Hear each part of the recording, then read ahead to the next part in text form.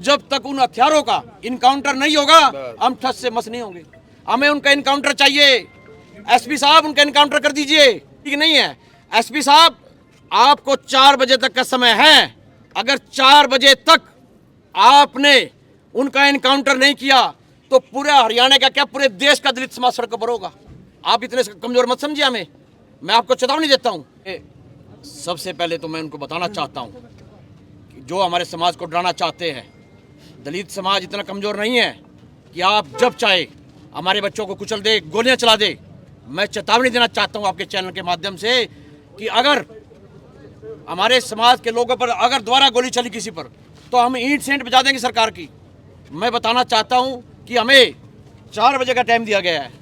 4 बजे के बाद हम सब साथी और हमारे आपके चैनल के माध्यम से मैं सभी को कहना चाहता हूं कि सब साथी अंबेडकर चौक पहुंचेंगे और जब तक उन हथियारों का इनकाउंटर नहीं होगा हम ठस से मस नहीं होंगे। हमें उनका इनकाउंटर चाहिए। एसपी साहब उनका इनकाउंटर कर दीजिए, नहीं तो हम हिलने वाले नहीं है। हम अंबेडकर चौक जाएंगे, अगर जरूरत पड़ी तो हम नेशनल हाईवे जाम करेंगे। हम रुकने वाले नहीं है, अब हम झुकने वाले नहीं है।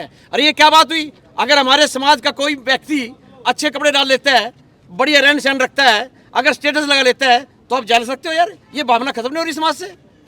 मेरी समाज के सभी लोगों से अपील है, भाई आप अपने अंदर की मानसिकता खत्म कर दीजिए।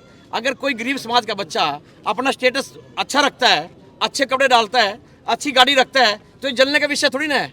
अरे आप अगर गोलियां मार रहे हो श्रेयाम और ऊपर से हद ये कर दी सोशल मीडिया पे डाल रहे हैं, आप एक्सेप्ट कर रहे हो?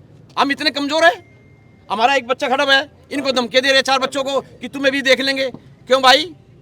अगर इतना मर्द का बच्चा है तो आजा भाई, यहाँ आमने सामने आता ना, उसके पीछे से गोली मार गया तो ये चीज ठीक नहीं है।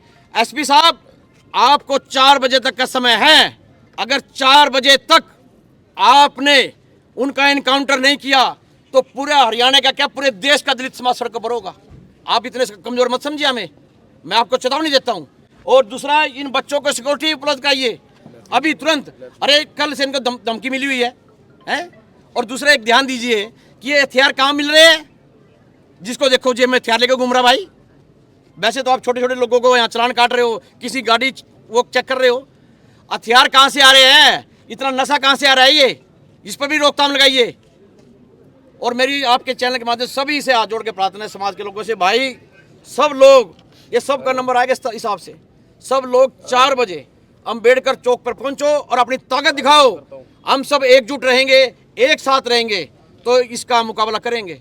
10 दिन पहले धमकी मिली थी, लेकिन प्रशासन को भी जो है इन्होंने लिख के दिया था धमकी दी जाए, लेकिन उसके बावजूद भी जो है प्रशासन की जो लापरवाही देखने को मिली। क्या करना चाहोगे इस पे आप? बिल्कुल प्रशासन की तो लापरवाही है। ये प्रशासन पूरी तरह से फेल हो चुका है।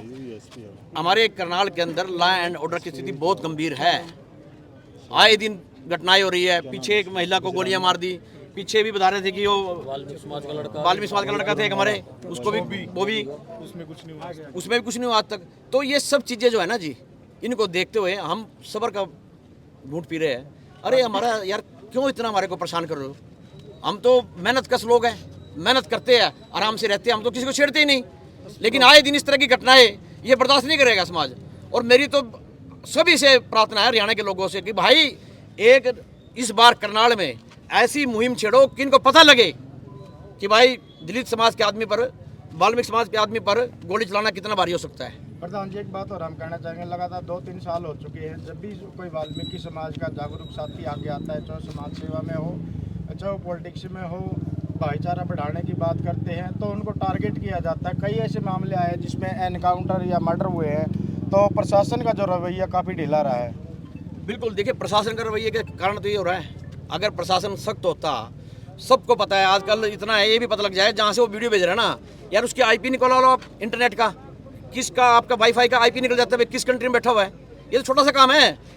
आज आप इंटरनेट कहाँ का यूज़ कर रहे हो मिनट में पता लग जाता है। आईपी एड्रेस से वो निकाल लो कहाँ से बोल रहा है, और वहाँ उसका प्रूफ है, ऑडियो विजुअल का। बिल्कुल सोशल मीडिया पे जो है वो भेज दो भाई, उसको रिपोर्ट करा के भेज दो यहाँ पर एकदम से।